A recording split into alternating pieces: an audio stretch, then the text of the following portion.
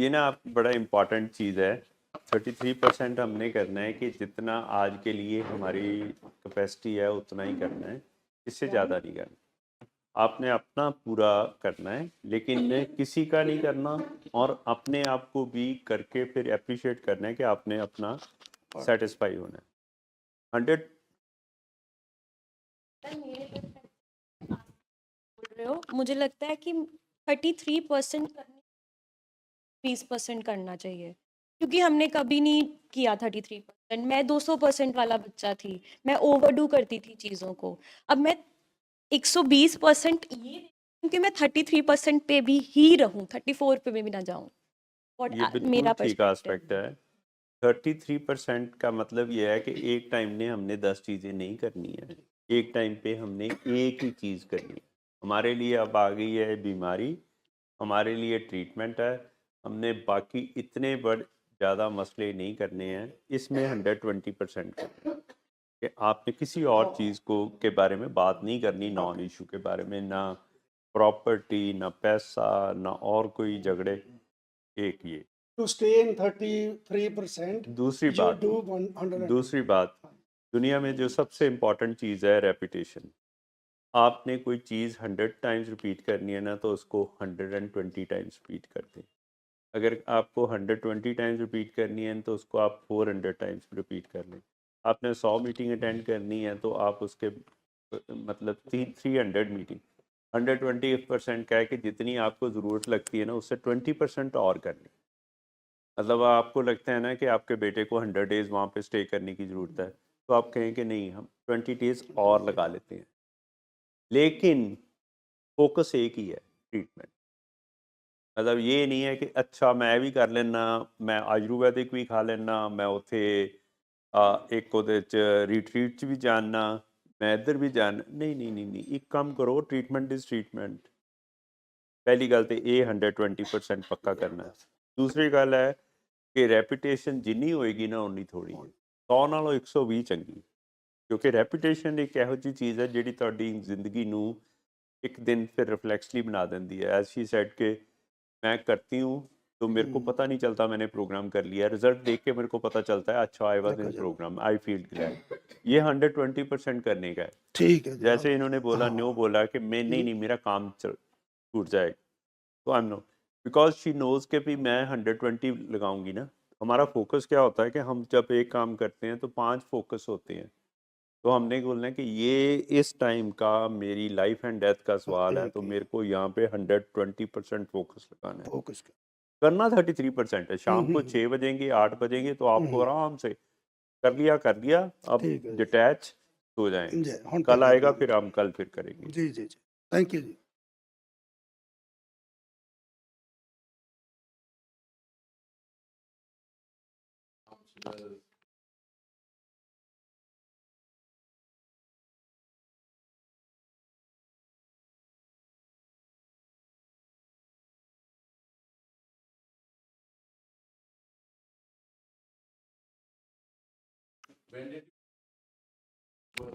Sir मेरी ना journey बहुत ज़्यादा डिफरेंट रही है।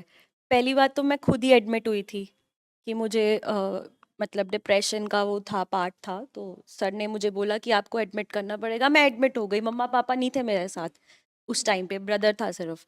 उसके बाद जब मुझे थेरेपिस्ट जो बोल रहा था, मेडिकेशंस जो चल रही थी, और सर जो बोल रहे थे, वो मानने में आई गेस 1 हफ्ता ही लगा सिर्फ। कि वो मेरे को बोल रहे थे कि ये डिजीज़ है, इसमें ये होगा, इसमें वो होगा, इसमें ऐसे। और उसमें से 98% चीज़ें मेरे साथ ऑलरेडी हो चुकी थी। जब हम क्रैश बॉटम हिट करते हैं ना, जब एक पेशेंट क्रैश बॉटम, तभी हम कहते हैं कि जब तक अगर अगर आपका क्रैश बॉटम हिट नहीं हुआ ना, तो मतलब आप पेन में नहीं आए हो। मैं पेन में आई थी। अब कोई भी इंसान पेन में आएगा, उसको दवाई खा के अगर रिलीफ मिल रहा है तो वो बोलेगा कि मुझे दिन में 4 बार ही दे दो प्लीज़, बट एटलीस्ट रिलीफ तो मिल रहा है ना।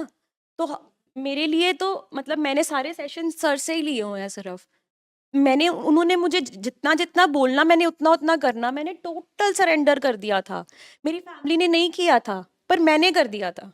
मैंने दवाई खानी है, मैंने दवाई मिस नहीं करनी है, मैंने सेशंस लगाने हैं, मैंने मीटिंग सुननी है, मैंने जो सर ने बोला वही करना है। क्योंकि मुझे पता है मेरी पेन, वो मैं दोबारा चांस ही नहीं ले सकती कि वो दोबारा वापस आए। क्यों? अगर इतनी रिस्पॉन्सिबिलिटी अपना एक इंसान नहीं ले पा रहा है तो वो कभी ठीक नहीं हो पाएगा sir. I still remember she came in the evening and I saw her pain and she said कि I'd asked her कि how much pain she has suffered. So she could not speak, but her body was telling that she has gone through a pain all through those years. And she suffered all that pain alone while she was living, doing her acting and everything, whatever she was doing. I was doing fine. I was doing work in industry. I was doing very glamorous job, but I still was not feeling good. I quit that. मैं आई यहाँ पे, मेरे को इतनी pen थी अंदर। And her work was कि मैं ये एक्टिंग करूँगी तो शायद मेरी पेन चली जाएगी. Tried everything before coming to me and when she came I remember कि मैंने बड़े हाफ हार्टेडली, क्योंकि आई टेल पीपल कि भी आप यहाँ पे आएँ, रात को रहें या एडमिट हुए तो आपको ये ट्रीटमेंट रेमेडी स्टार्ट हो जाती है. And she was the only one कि मैंने अपने आप ख़त्म कर लेना, अगर मैं यहाँ से बाहर चले गई तो मेरे को आपने आज जाने नहीं देना. And parents were all against कि हमने नहीं इसको रहने देना, जैसे होता ही है. तो ये थोड़ा सा वो भी इसने बनाया वो भी मैंने I still remember insisted sir. I because said she was in so much pain and that pain was extremely profound pain she was going through. It's not easy to for the patient to go through that pain. And वो आप देखें इतना बड़ा career जहाँ pictures movies वो सब कुछ, क्योंकि इसने उतनी पेन देखी थी तो इसको वो चीज़ें बिल्कुल एल्योर नहीं कर रही थी. उसको एक रिलीफ चाहिए था which she was getting out of it. That is why she was 120% focused, बहुत ही फोकस थी. ही वॉज आस्किंग फॉर मेरी मेरी काउंसलिंग करो, मेरी हेल्प करो, मेरी ये एक एक प्रोग्राम सीख के एक एक क्वेश्चन पूछना. मतलब हर जर्नी वाज लाइक दैट. तो क्योंकि इसने रॉक बॉटम वो अकेले देखा था and father was into smoking addiction and he was suffering through his problem, physical problems उनकी बहुत थी. Mother was could not understand, she codependent. had no stand, she was all co-dependent with father. Brother was of not much authority, तो she was the authority कि मैंने बचना है, मैंने change होना है, मैंने ट्रांसफॉर्म होना है. That is why she came into the program. Generally हमारे पास ऐसा नहीं होता है, जनरली होता है, ऐसा नहीं होता. That is what I say. I have a different story. And I still do, sir. I still come to sir. I still call him. Sir, मेरे को इस चीज़ में help चाहिए. Sir, मेरे को ये समझ नहीं आ रहा मैं क्या करूँ. I work at Hermitage now.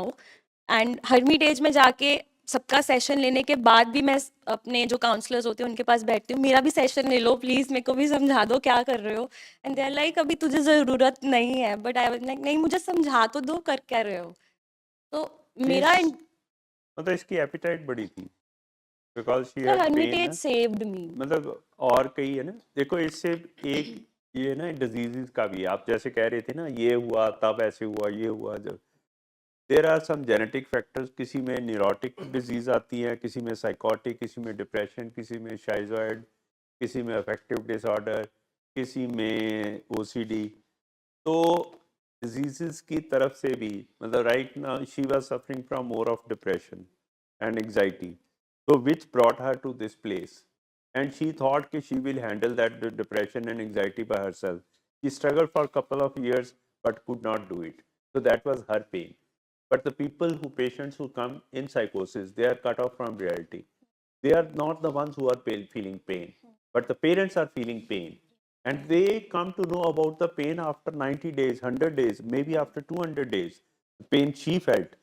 जब हमारे पेशेंट साइकोटिक होते हैं तो उनको मेडिकेशन चाहिए to bring it to the stage she was in. मतलब ये देखें ना, उसके बाद भी मैंने देखा कि इसमें अभी भी बहुत सी प्रॉब्लम है. तो then I give her like मैं चाहता हूँ कि जिसके पास जो स्किल है वो वहाँ पे जाके लगाए तो वो उसकी वो चीज़ introspection. while she is teaching psychodrama to others, the gain she is the biggest gainer in that. And इसने वो दिन नहीं मिस करना. एंड इसके कई ऐसे दिन आए when she was in so much pain she said I could not go. तो आई टोल्ड हर कि इसने बात पूरी मानी ना, सरेंडर। मैं क्या, वही तो दिन होता है जब आपको मैक्सिमम पेन होती है, that is the only day you should have gone. आप रेस्ट ऑफ द डेज ना जाओ तो कोई बात नहीं, लेकिन वो दिन नहीं आपने मिस करना। तो इसने उसके बाद वो दिन नहीं कभी मिस किया कि जब जब when she is pain she must go, when you are not in pain it's optional. But वो चीज़ फिर ऐसी मतलब अपने आप को करती है। सर सॉरी, एक लास्ट ये साइको ड्रामा का मैं बताना चाहती हूँ कि मेरी जो मैं जिस क्रैश बॉटम जिस पॉइंट पे आके यहाँ पे आई हूँ, आई गेस वो मुझे थिएटर लेके आया, क्योंकि मैं वहाँ पे एक्सप्रेस करती थी, बाहर निकालने की कोशिश करती थी, बट मुझे लगता था वो मैं ऑडियंस के सामने कर रही हूँ, मैं किसी को अपनी बात अब समझा तो नहीं ना पा रही। तो फिर मुझे यहाँ आके पता लगा कि अब मैंने किसी को पेन अपनी बतानी है, समझानी है कि मेरे अंदर इतनी पेन है। स्टेज पे आप देखते हो, आप क्लैप करते हो, स्टैंडिंग ओवेशन देते हो और चले जाते हो, या आप मूवी में देखते हो वो रो रहा है, अच्छा ठीक है, आप भी थोड़ा रो लोगे और मूवी खत्म। यहाँ पे साइको ड्रामा में भी, इवन हर्मिटेज में, यहाँ पे जब आप स्टेज पे जाते हो और आप अपना वो मूवमेंट रीलिव करते हो जो आपने पहले किया है, लेकिन उस टाइम आपको कोई पेन नहीं फील हुई थी, लेकिन अब हो रही है, वो पेन फील करना बहुत इंपॉर्टेंट है पेशेंट्स के लिए। एवरीबॉडी, मैं पेशेंट नहीं कहूंगी, मैं सबको बोलूंगी, जो अपना अपनी पेन फील करने वाली चीज है ना, इट इज वेरी इंपॉर्टेंट। ये आई इसके थिंक ये बहुत बड़ी बात है जो इन्होंने बोली है, विच इज साइंटिफिकली प्रूव्ड, कि जब हम साइकोसिस में थे, जब हम उस हालात में, जब हमें अपनी होश नहीं थी और हम इंटॉक्सिकेटेड थे, तब हमने तो पेन महसूस की ही नहीं है। हमने तो अपनी पेन को कवर अप कर दिया। जब अब now what we are there in Hermitage, आपके पास आपकी ड्रग्स नहीं है, आपके साथ आपके पेरेंट्स नहीं है, आपके साथ आपका फ़ोन नहीं है, आपकी सारी डिस्ट्रैक्शंस नहीं है, तब आप जब पेन महसूस करते हो ना, that is a pain to be lived. इसीलिए ये साइको ड्रामा और तो दुनिया में किसी रिहैब में नहीं ना होता, लेकिन हम इतने ध्यान से करते हैं इसको, स्क्रिप्ट और सब कुछ, which she is handling it, and there can not be a better person than herself के टू मेक पीपल अंडरस्टैंड के भी कि ये कितनी इंपॉर्टेंट चीज़।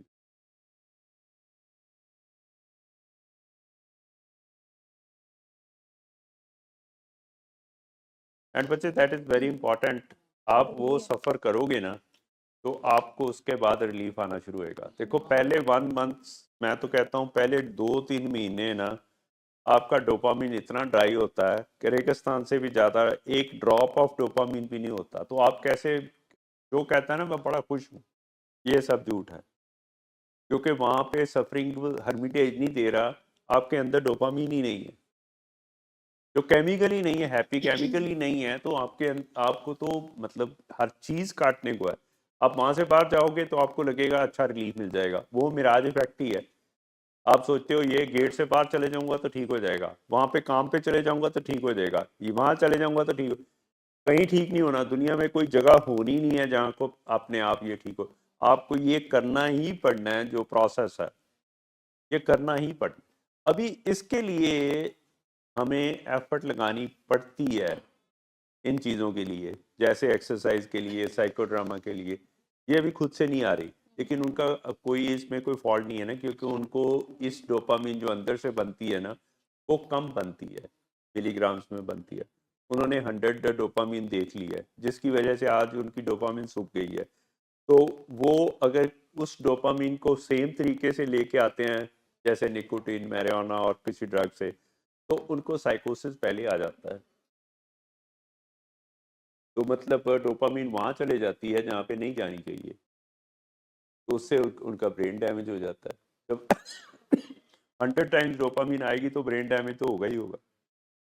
तो ये सीखना कि हमने 100 वाली नहीं चाहिए, हमें 5 मिलीग्राम वाली चाहिए, वो भी एफर्ट करके, मतलब स्टेज पे जाना, अपने डायलॉग याद करने, अपने पेनफुल मोमेंट्स को याद करना, और उसके बाद भी आपको सिर्फ 5 मिलीग्राम का फायदा होना, यही असली रियलिटी है। लाइफ ऐसी है, लाइफ ऐसी है।